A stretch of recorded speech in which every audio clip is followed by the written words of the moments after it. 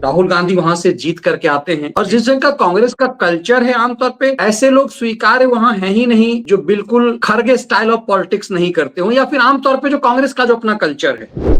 जमशेदपुर के एक तबरेज अंसारी मोटरसाइकिल चोर को मार दिया गया, पीट पीट के लोगों ने मारा, 4-5 दिन बाद वो मर गया, तो उसके लिए क्या कहा गया कि मतलब असहिष्णुता है और भीड़ ने मार दिया मुसलमान होने के लिए। उसने मुसलमान होने के कारण नहीं मारा गया था, कोई पुरुषों को छोड़, महिलाओं को छोड़ दिया गया और उनके पति को मार दिया। इतना बड़ा नरसंहार, नृशंस हत्या दुनिया थूक रही है इस समुदाय पे, लेकिन इस समुदाय के बौद्धिक लोग पब्लिक मंच पे आकर इसका विरोध नहीं कर रहे हैं। देखिए, प्रधानमंत्री ने तो लाल किला के प्राचीर से कहा था कि बलूचिस्तान के साथ हम खड़े हैं, और आज बलूचिस्तान में सब कुछ ऐसे ही हो रहा है क्या? हमारे अज्ञात वीर जो वहां निपटाते हैं वो यूं ही हो रहा है क्या? इसलिए मैं कह रहा हूं युद्ध की कोई जरूरत नहीं है। बलूचिस्तान। नमस्कार, जय श्री राम। हमारे साथ जुड़ चुके हैं मनीष ठाकुर भैया, और ये इनका प्यार ये कि एक बार में बोलना पड़ता है और आ जाते हैं। डर का माहौल सिर्फ पाकिस्तान में नहीं है, हिंदुस्तान के नोएडा तक है। अच्छा, कमाल की बात है, एक पत्रकार इंजीनियर से डर रहा है, ये अलग बात है। लेकिन बहुत सारी चीजें डेवलपमेंट हुई है, और कांग्रेस के केरल कांग्रेस से लेकर के कर्नाटक कांग्रेस, और बहुत सारा जो भारत के अंदर ऐसे लोग हैं, ऐसे तत्व हैं जिनको पाकिस्तान इस वक्त सोशल मीडिया वॉरफेयर पर यूज कर रहा है। लेकिन इस पूरे प्रकरण में मोदी जी क्या स्टेप लेंगे? आज फिर उन्होंने जिस प्रकार से मन की बात के दौरान बातें कही है, इन सब मुद्दों पे हमारे साथ जुड़ चुके हैं मनीष भैया, और ये बताएंगे। मनीष ठाकुर शो चलाते हैं, आप लोग तो जानते हैं, कई बार आ चुके हैं, और आप लोग अक्सर सतीश चंद्र मिश्रा भैया के साथ इनका विश्लेषण देखते हैं और मुझे भी बताते रहते हैं, तो उस बारे में तो बात होगी ही। लेकिन मैं एक बयान, ये तीसरी बार है जब शशि थरूर ने एकदम से कांग्रेस से अलग लाइन पकड़ी है। ये तीसरी बार है और पिछले 2 महीने के अंदर हुआ है। सिर्फ भड़काऊ बयानबाजी है। पाकिस्तान में पाकिस्तानी ऐसे भारतीयों को नहीं मार सकते। पाकिस्तान के खिलाफ हमारी कोई साजिश नहीं है, लेकिन अगर वे कुछ करते हैं तो उन्हें जवाब के लिए तैयार होना पड़ेगा। अगर खून बहेगा तो हमारे मुकाबले उनका बहुत ज्यादा बहेगा। ये अगर आप कर्नाटका कांग्रेस को देखें, जो सिद्धरामैया का स्टेटमेंट है या बाकी चीजें, तो उससे बिल्कुल अलग है। मनीष भैया, स्वागत है, प्रणाम छोटे भाई का। प्रणाम, आपके सभी दर्शकों को भी मेरा प्रणाम। मनीष भैया, ये क्या हो रहा है? कांग्रेस अलग रुख पर है, राजद और समाजवादी पार्टी का समझ में आता है, उनका सोशल मीडिया का समझ में आता है, लेकिन शशि थरूर अलग मोड में जा रहे हैं। ये लगातार हो रहा है, क्यों? देखिए, शशि थरूर पिछली बार कई बार कह चुके हैं कि ऐसा उन्हें लगता है कि वो एक मैसेज छोड़ते हैं अक्सर कि इस पार्टी में बौद्धिक लेवल पे कोई समझ बूझ वाला नहीं है। वो इंडिकेट करते हैं कि जब वो कुछ तर्क रखते हैं, कुछ सलाह देते हैं, तो ना उसे कोई सुनने वाला है, ना समझने वाला है, ना इसकी गंभीरता से लेने वाला है जी। शशि थरूर केरल से हैं, और केरल के वायनाड से राहुल गांधी वहां से जीत करके आते हैं। और जिस जगह कांग्रेस का कल्चर है, आमतौर पे ऐसे लोग स्वीकार्य वहां है ही नहीं जो बिल्कुल खरगे स्टाइल ऑफ पॉलिटिक्स नहीं करते हो, या फिर आमतौर पे जो कांग्रेस का जो अपना कल्चर है। लेकिन आप देखेंगे तेलंगाना के मुख्यमंत्री का, तो उनका भी जिस तरह से जय जयकार कल परसों वो कर रहे थे नरेंद्र मोदी का, क्या मोदी के साथ हैं। क्योंकि अब शशि थरूर मीडिया में रहते हैं, इसीलिए चर्चा शशि थरूर की ज्यादा होती है। जब वो कुछ बोल रहे थे तो सलमान खुर्शीद, कल हमने अपने रात्रि शो में इसको दिखाया भी था कि सलमान खुर्शीद और साथ में असाउद्दीन ओवैसी वहीं खड़ा है, और वो असहज कंडीशन में है। जिस तरह से कांग्रेस का एक बड़ा नेता तेलंगाना से बोल रहा है कि हम नरेंद्र मोदी के साथ हैं, जिस तरह से इंदिरा जी को दुर्गा कहा गया, इंदिरा जी ने 71 में जो लड़ाई लड़ी पूरा देश साथ था, वैसे ही हम आज नरेंद्र मोदी के साथ हैं, इस तरह की बातें वो कर रहे थे। रही बात कांग्रेस की, तो ऐसा लगता है कि कांग्रेस ने अपने आप को समझ लिया कि वो मुस्लिम लीग के विकल्प के रूप में इस देश में है, और तुष्टीकरण का जो वोट है उसके साथ है। और मैं अक्सर अभिषेक की बात कहता हूं कि इस देश का नेता कुछ भी वो ऐसा काम नहीं करता, कुछ भी वो नहीं बोलता जो उसका वोट बैंक नहीं चाहता। यदि कोई नेता ऐसा बोलता था, हम सहज रूप से गाली देने लगते हैं नेता को, लेकिन सच ये है कि कोई भी नेता अपने वोट बैंक को टारगेट करके बोलता है। मोदी जी यदि ऑल पार्टी मीटिंग के से में पार्टिसिपेट नहीं करते तो एक मैसेज देते हैं कि भाई औकात से रहो, इसके लिए काफी है, हो सकता है राजनाथ जी ही काफी थे। लेकिन जब वो सीसीएस की बैठक के बाद विदेश मंत्रालय के माध्यम से एक प्रेस कॉन्फ्रेंस होती है और सटीकली कहा जाता है कि भाई क्या क्या हमने हटा दिया है, क्या क्या हमने डिसीजन लिया है, उसमें सबसे बड़ा जो डिसीजन था वो सिंधु जल समझौते को रद्द करना था, पाकिस्तान के साथ वीजा को खत्म करना, और हमारी सरकार ने स्ट्रेटेजिकली ये कहा कि भाई 48 घंटे के अंदर देश छोड़ना है। सभी राज्य को गृह मंत्री ने स्वयं सभी राज्य के मुख्यमंत्रियों को फोन किया कि आपको इतने दिनों को, उसके बाद सभी डिस्ट्रिक्ट के डीएम और एसपी को फोन गया, उनके पास सरकार का एक नोटिफिकेशन गया कि भाई आपको ये खाली करना। देखिए इतनी बड़ी तादाद में मुझे नहीं लगता कभी ऐसा कुछ हुआ कि पाकिस्तानी भगाए जा रहे हैं। ये क्यों हुआ? फिर पटना मधुबनी में जाकर के प्रधानमंत्री को क्यों हिंदी के साथ अंग्रेजी में बोलना पड़ा? दरअसल मोदी जनता के मन के भाव को जानते हैं, मोदी जानते हैं कि गुस्सा किस कदर है, उन्हें जन भाव को समझते हैं और उसको लीड करते हैं। लेकिन जब आप नेशन वाइड ऐसा सोचते हैं तो आप इस रूप में सोचते हैं जो नरेंद्र मोदी सोचते हैं।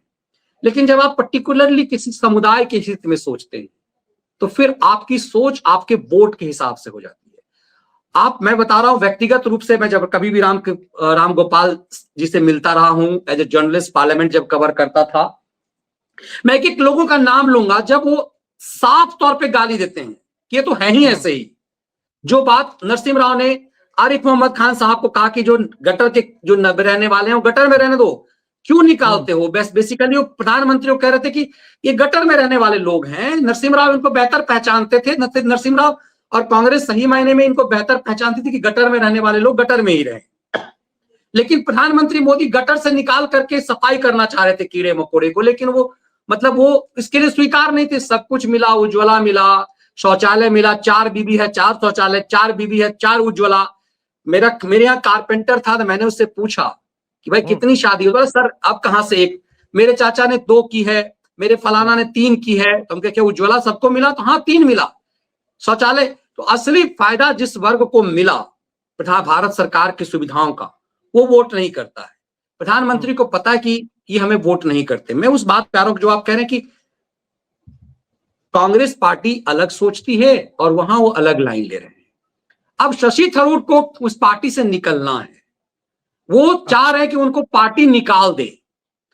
लेकिन चूंकि राहुल गांधी केरल से हैं, वायनाड से लड़ते हैं, अब प्रियंका वाड्रा वहां से लड़ रही है, तो ये हिम्मत कांग्रेस कर नहीं पा रही है कि उसको धक्के मार के निकाल दे। लेकिन शशि थरूर अब वहां असहज कंडीशन में है, वो चाह रहे हैं कि उनको निकाल दिया जाए। रही बात पार्टी की, इस पार्टी को ये लग गया है कि वो मुस्लिम लीगी पार्टी बन चुकी हुई है। इस पार्टी को लग गया कि थोक में जो ये वोट है, इस थोक के वोट को कोई फर्क नहीं पड़ता। मैं बहुत दुखी होता हूं कि पहलगांव के मामले में मेरे कई मुस्लिम साथियों से बात हुई, आप खुल करके कोई, इस हद तक जब क्रिस्टल क्लियर है, कोई खुल करके पहलगांव की घटना का विरोध नहीं कर रहा, कोई नहीं बोल रहा। जब खुल कर आप सोचिए, जमशेदपुर के एक तबरेज अंसारी मोटरसाइकिल चोर को मार दिया गया, पीट के लोगों ने मारा, 4-5 दिन बाद वो मर गया, तो उसके लिए क्या कहा गया कि असहिष्णुता है और भीड़ ने मार दिया मुसलमान होने के लिए। उसे मुसलमान होने के कारण नहीं मारा गया था, वो एक चोर था। और गांव देहात में चोर के साथ यही होता है। लेकिन नैरेटिव क्या बनाया गया? पहलू खान एक बछड़ा चोर था, ऐसा नहीं कि इस्लामिक चीज के कारण उसे मार, लेकिन यहाँ क्या है, उसे धर्म पूछ कर नहीं मारा गया। पहलू खान को, अखलाक को धर्म पूछ के नहीं मारा गया था, लेकिन यहाँ धर्म पूछ करके मारा गया, गोली मारी गई, उसके पत्नी को छोड़ दिया गया। ये घोर अमानवीयता है। लेकिन फिर भी इस्लाम से जुड़े हुए जो सो कॉल्ड बुद्धिजीवी हैं, कोई पब्लिकली इसका विरोध नहीं कर रहे हैं। तो कांग्रेस पार्टी को पता है कि इस्लामिक सोच है ये, उन आतंकवादियों ने जो कुछ भी किया है वो इस्लामिक सोच के मुताबिक किया है, इसलिए कोई विरोध नहीं है। अब रही बात, एक नैरेटिव बनाया जा रहा है क्या कश्मीर में कि पर्यटक कह रहे हैं हम तो इसका विरोध कर रहे हैं। वो विरोध किस लिए कर रहे हैं? उनके पेट पे लात पड़ गई है, मानवीयता से उसका विरोध नहीं कर रहे हैं। कश्मीर में जो कश्मीरी मुसलमान जो बात कर रहे हैं, वो सब उनके पेट पे लात, उनका पूरा बिजनेस, करोड़ों रुपए कमा रहे थे अभिषेक को, लाखों लाख पर डे, 80,000 करोड़ मनीष भैया, 80,000 करोड़ का रेवेन्यू था। तो आप पेट पे पैसा बहुत मायने रखता है। आप सब कुछ करते रहे, माल आते रहे। अब माल नहीं है तो एक बेहाया किस्म की महिला जो बिहार की है, वो बेहाया किस्म की महिला यदि इस तरह की बातें करती है, अब सुना है उसके ऊपर FIR हो गया उसके ऊपर। जी। तो FIR भी हो गया उसके ऊपर, पाकिस्तान में उसका महिमा मंडन होता है और वो इस तरह की बातें करती है। तो समझ जाइए कि क्या है, दरअसल क्या है। मैं एक बात कहता हूं, जिस तरह एक वोट बैंक था वैसे व्यूअर्स बैंक हो गए हैं। उन्हें पता है, अब हमारा सनसनीबाज को पता है कि वो क्या बोलेगा, इसलिए कश्मीर चला गया हो। मैं आपके सनसनीबाज का अगला क्वेश्चन था मेरा, ये गया पर्यटन बताने के लिए कि कश्मीरियत आइए देखिए। मैं दिखा देता हूँ उधर उसको, कोई इनका बड़ा सीनियर रहा है और एक नंबर का सनसनीबाज पत्रकार, मतलब गजब का आदमी है, गजब का निर्लज आदमी है। मतलब इतना निर्लज भैया मैंने बड़े पत्रकार देखे, लेकिन मैं सच बोलता हूँ ये आपका सीनियर था, ये आपके जीवन का शायद सबसे दुखद पहलू होगा। मतलब ये आदमी सर, आदमी मैं मानता ही नहीं सर, इस वक्त कोई जाकर के कश्मीरी पर्यटन को प्रमोट कैसे कर सकता है? आप देखिए सर। देखिए, पर कर सकता है अभिषेक, इसलिए कर सकता है कि इससे कमाई है इसकी। आप इसको ऐसे देखिए कि लाखों इसके, इसे पता है कि इसके व्यूअर्स पाकिस्तान में हैं, इसे पता है कि एक समुदाय विशेष उसका व्यूअर्स है। हम और आप गुस्से में आकर के कह दें कि ये लेकिन ये माल कमा रहा है। ये एक एक वीडियो कमाता है, एक एक वीडियो इसके कुछ घंटे में 10 लाख 5 लाख 7 लाख चले जाते हैं, मोटी कमाई हो रही है इसकी। इसका चूंकि सब्सक्राइबर इतने बड़े पैमाने पे है, तो पर डे यदि आप लाख रुपए कमा रहे हैं भारत के खिलाफ बोल करके, आप हिंदुत्व के खिलाफ बोल करके, आप पर डे मोटा कमा रहे हैं। आपको पता है कि इन सबको पता है। मैं अपने सनसनीबाज को जानता हूं। मेरा सनसनीबाज जब मैं ब्यूरो हेड कर रहा था, तो ये एक हमारा एक साथी था जो मुस्लिम थे। हम लोग बहुत पुराने मित्र थे। उसे जलील करता था ये। सोच वही कट्टरता वाली है। मैं राम गोपाल की कह रहा था, राम गोपाल से जब हम लोग मिलते थे तो उस समुदाय विशेष के लिए वो इसी रंग का भाव रखते हैं। मुलायम सिंह यादव यही भाव रखते थे।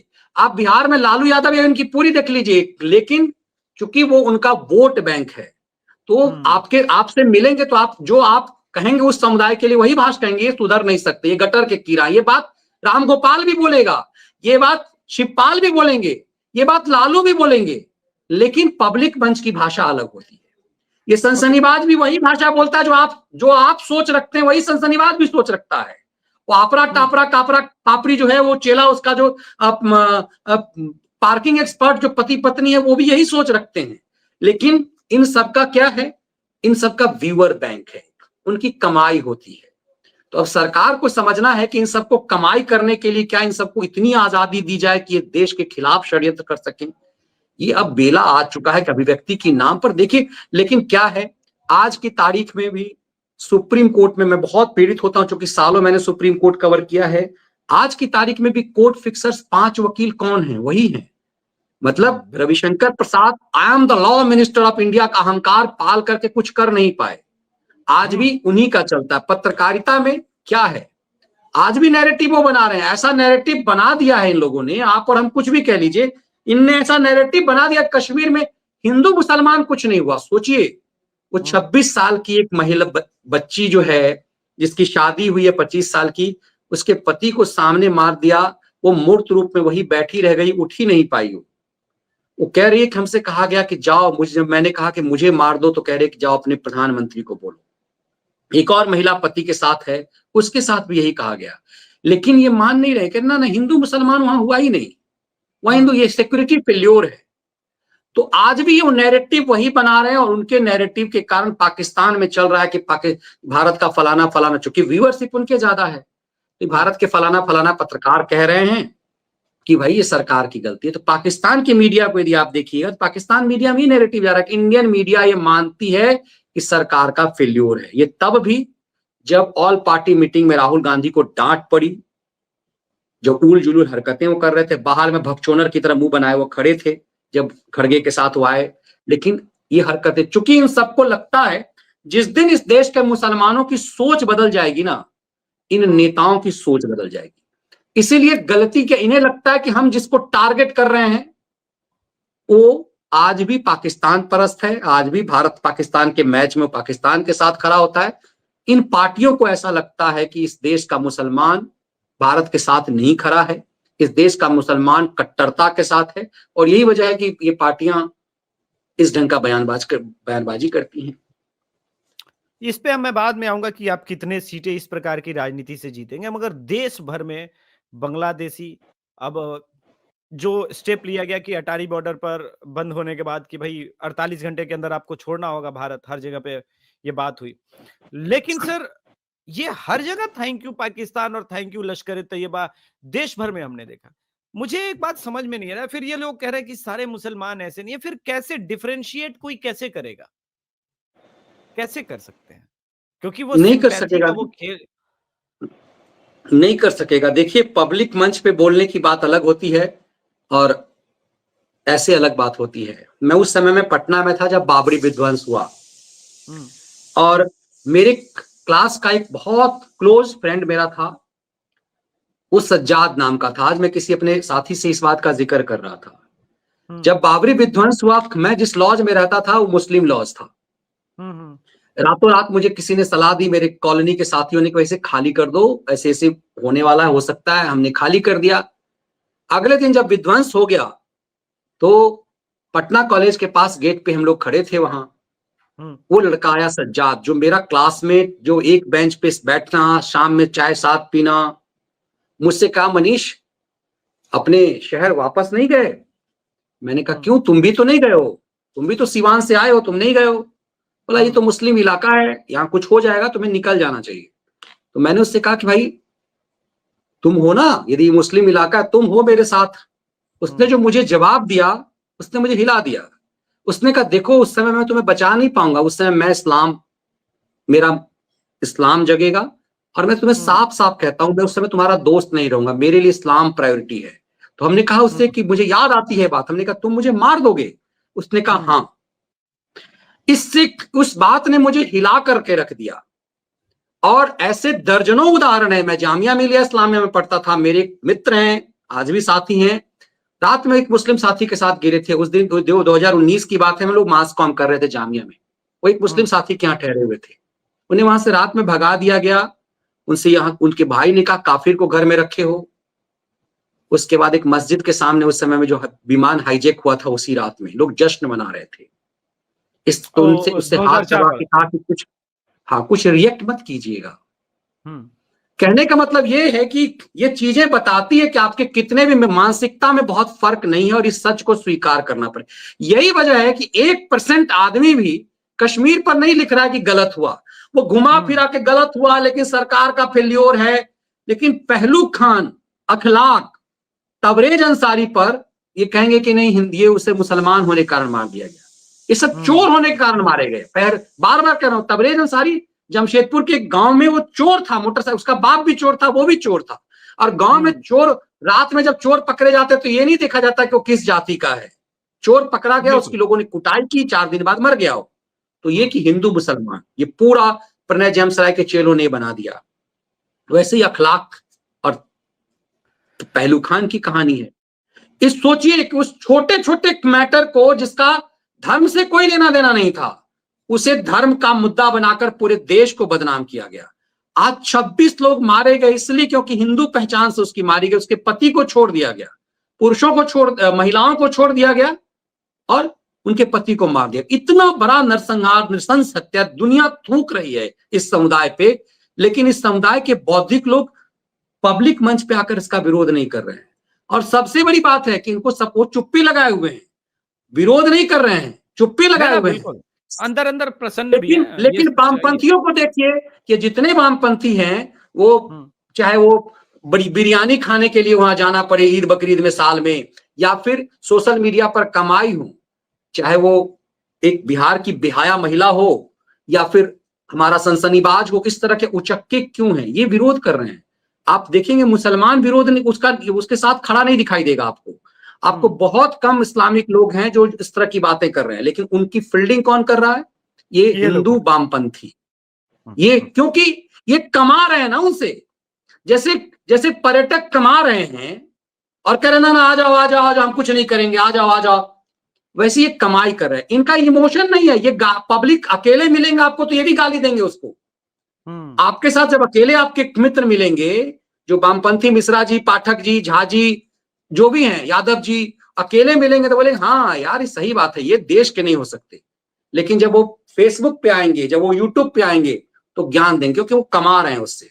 तो मुझे लग रहा है मतलब कि पैसा देश से बड़ा है ना सर उनके लिए, ये बात हर तो चीज से क्लियर बड़ा है पैसा इनके लिए। ये नीच किस्म के लोग हैं, ये इस कदर के पिस्सू हैं कि अब इनके बारे में मतलब ये अब नग्न हो चुके हैं इन बेशर्मों को, चूंकि मैं तो सनसनीवाज के साथ रहता हूं, घृणा करता उस कौम से, लेकिन उसके बावजूद वो फेसबुक की भाषा उसकी और अलग होती है। तो ये एक चीज है, इस चीज को मुझे लगता है समझने की जरूरत है। और अब अच्छी बात ये जो आप कह रहे थे, जो टच कर रहे थे उसको देखिए कि देश है भर के आज भी एक बड़ौदा के मेरे व्यूअर्स ने मुझे फोन करके कहा कि सर बड़े पैमाने पे बांग्लादेशी पकड़े गए हैं, सबका आधार कार्ड बंगाल से है। कम से कम इसमें एक 26 लोगों की जो बलिदान हुआ है ना, वो बलिदान इस देश में एक बड़े फायदे के लिए है। वरना हम कागज नहीं दिखाएंगे, हम आज साले कागज दिखा रहे हैं सब, बाप बाप करके कागज दिखा रहे हैं सब। ये कहते थे ना शाहीन साजिश के समय, हम कागज नहीं दिखाएंगे, हम कागज नहीं दिखाएंगे। आज कागज दिखा रहे, कम से कम इसी बहाने गंदगी देश से बाहर जा रही है। थोड़ी बहुत ही सही, पूरी गंदगी तो आप निकाल ही नहीं पाएंगे, बड़ी संख्या में है, लेकिन जितनी गंदगी है वो देश से निकाला जा रहा है। ऐसे आप नहीं निकाल पाते, ऐसे यदि निकालते तो ये लेफ्ट लिबरल गिरोह करते कि अच्छा धर्म के आधार पर निकाल रहे हो, क्योंकि सच ये है कि पाकिस्तानी हिंदुओं के लिए आदेश नहीं है, वो लॉन्ग टर्म वीजा है और सिर्फ इसमें इस्लामिक लोग निकाले जा रहे हैं। क्योंकि भाई देश विभाजन हुआ, उनके साथ अत्याचार हुआ। हम बिहार के जिस हिस्से में आते हैं, यदि वो हिस्सा बांग्लादेश में चला जाता तो आज हम पाकिस्तान में होते, बांग्लादेश में होते। ये तो हमारा सौभाग्य है कि इस हिस्से में, उनकी क्या गलती है जो कराची में हिंदू रह गए। उनके बाप दादों ने तो पाकिस्तान नहीं मांगा था, उनने तो विभाजन नहीं मांगा था, उनका दुर्भाग्य देखिए उनके। लेकिन जिसके बाप दादा ने पाकिस्तान मांगा वो यहीं रह गए। इसीलिए सरकार ने एक बहुत अच्छा काम किया है, जो सीए में जिस चीज का विरोध हो रहा था, पाकिस्तानी हिंदू उनको भगाया नहीं जा रहा है, उनके ऊपर ये रूल नहीं है। साफ साफ चूंकि एक कॉज भी है इसमें कि भाई आप जो लोग लॉन्ग टर्म वीजा पे आते हैं, खास करके हिंदू जो वहां से आते हैं, वो लॉन्ग टर्म वीजा पे हैं, वो रहेंगे। धीरे धीरे सरकार उनको नागरिकता दे देगी, और देना भी चाहिए। दुनिया में हिंदू कहीं भी है, वो कहां जाएगा? वो कहां जाएगा? तुमने तो अपने लिए पाकिस्तान ले लिया, बांग्लादेश ले लिया, हिंदू कहां जाएगा भाई? उसका तो सब कुछ छिन गया। अच्छी बात है, इस बहाने गंदगी साफ हो जाएगी। जिसने जिसने शादी किया है यहाँ का, मतलब तुम्हें इतने बड़े देश में लड़की नहीं मिली अपने समुदाय में, इतनी दुनिया में सबसे ज्यादा यही है पाकिस्तान। अगला क्वेश्चन यही था, इस बहाने जब ये बंद हुआ तो सबसे बड़ा जो दिख रहा है बॉर्डर पर, वो इमोशनल कार्ड खेल रहा है हिंदुस्तान टाइम, बीबीसी, कि देखिए माँ और शौहर के बीच में बच्चे अलग बिलख रहे हैं, उनको जाना पड़ रहा है लाखों लाख रुपए। मैं पूछना चाह रहा सर कि सर ये कहते हैं हम पाकिस्तानी मुसलमानों से अलग हैं, और लगभग 73,000 आई थिंक अब तक ऑलरेडी डिपोर्ट हो रहे हैं। 73,000 यहाँ की महिलाओं ने पाकिस्तानी शौहर चुना, दबाव चुना। कैसे अलग है सर? हमको ये समझ में नहीं आ रहा है सर।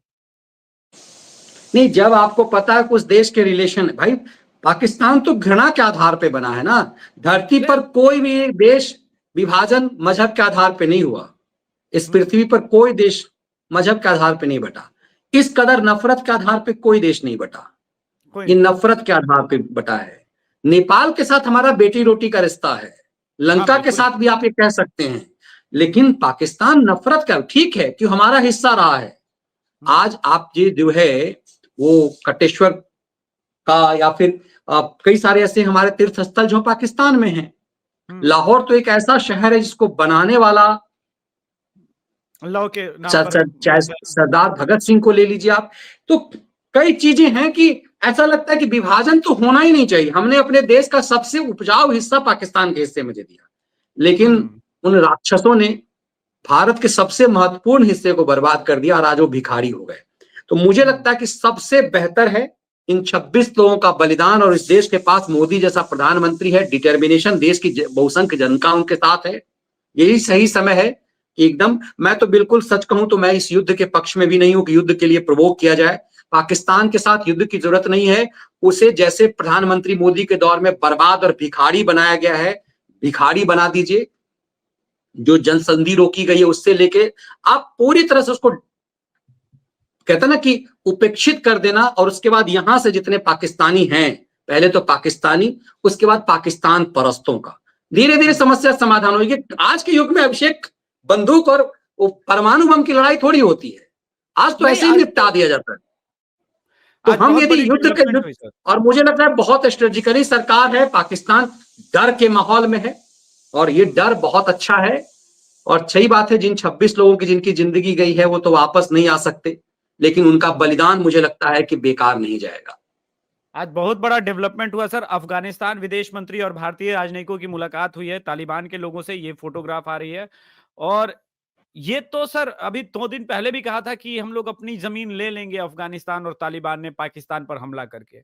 इस हिसाब से देखें कि अगर बलूचिस्तान और अफगानिस्तान को सिर्फ हम लोग स्ट्रेटेजिकली भी सपोर्ट कर दें, तो हमारा काम बन जाना है। ये सिंध भी अलग करा लेंगे, बलूचिस्तान भी अलग करा लेंगे और अफगानिस्तान अपना हिस्सा भी ले लेगा। बिल्कुल। अब देखिए, प्रधानमंत्री ने तो लाल किला के प्राचीर से कहा था कि बलूचिस्तान के साथ हम खड़े हैं, और आज बलूचिस्तान में सब कुछ ऐसे ही हो रहा है क्या? हमारे अज्ञात वीर जो वहां निपटाते हैं वो यूं ही हो रहा है क्या? इसलिए मैं कह रहा हूं, युद्ध की कोई जरूरत नहीं है। बलूचिस्तान को अलग कर दो, खैबर पख्तून को अलग कर दो, पीओके हमारा हो, और पीओके भैया आज की आदमी आप पाकिस्तान पे कब्जा करके क्या करेंगे? आप पाकिस्तान की जमीन कब्जा करेंगे तो 25 करोड़ राक्षस भी तो आप लाएंगे ना। बहुत आसानी से कहता पाकिस्तान पे कब्जा करो, अरे पाकिस्तान पे कब्जा करोगे तो 25 करोड़ राक्षस भी तो लाओगे, 25 करोड़ दानव भी तो लाओगे। तो उन दानवों को के साथ कैसे करोगे? इतने दानव तो झेल ही नहीं पा रहे हो, 25 करोड़ और दानव लाओगे। इसीलिए ना हमें पाकिस्तान चाहिए, ना हमें किसी, बस स्ट्रेटेजिकली हमें बलूचिस्तान साइड हो जाए। यदि बलूचिस्तान होगा भारत के एहसान पे होगा, खैबर पख्तून अलग हो, पाक ऑक्युपाइड कश्मीर आपके पास हो, उसके बाद उसको कैसे कंट्रोल करना है। और मुझे लगता है सरकार, जिस तरह से इंदिरा जी ने 71 में एक बांग्लादेश बनाया, मोदी जी इसी के लिए याद किए जाएंगे। जब तक पाकिस्तान तबाह नहीं होगा, अब भारत के पाकिस्तान परस्तों का इलाज नहीं कर सकते। इसीलिए, और युद्ध बिल्कुल नहीं, मेरा व्यक्तिगत मानना है कि युद्ध उस रूप में युद्ध की जरूरत नहीं कि चलो हम बर्बाद कर देते हैं भारत इसको। हम अपनी आप इकोनॉमी क्या क्यों समझे, तबाह करें? 10 साल में पाकिस्तान जितना युद्ध में आप उसको डैमेज नहीं कर सकते थे, उससे ज्यादा पिछले 7 साल में बर्बाद हो चुका है पाकिस्तान। आप युद्ध में, अब रसिया जैसा कंट्री यूक्रेन को युद्ध करके क्या बिगाड़ पाया? कुछ नहीं बगा। तो इसीलिए मुझे लगता है कि सरकार बहुत स्ट्रेटेजिकली है, और यही यही इसी नीति पे काम होना चाहिए, और इसी नीति पे मुझे लगता है हमारी सरकार काम कर रही है। आपको जाना है सर, लेकिन एक क्वेश्चन 1 मिनट वाला आंसर 30 सेकंड में भी आप दे सकते हैं। ये जो सिंधु जल समझौता रद्द हुआ है, क्या 1.5-2 साल तक हम इस पर डटे रहेंगे ताकि हम डैम बना सके? जब जरूरत हो तो बहा दो, रबी की फसल समाप्त हो जाए, बरसात में छोड़ दो, पानी मरे। और जब नहीं देने का मन हो तो पूरा एकदम सर्दियों के मौसम में पूरा डैम में आप पानी स्टोर कर लो। तो इसके लिए तो 2-2.5 साल का टाइम चाहिए होगा हमको। बिल्कुल। देखिए, मुझे लगता है कुछ दैत्यों की टोली लगी हुई है कि ये क्या है, ये मूर्ख बनाने का है।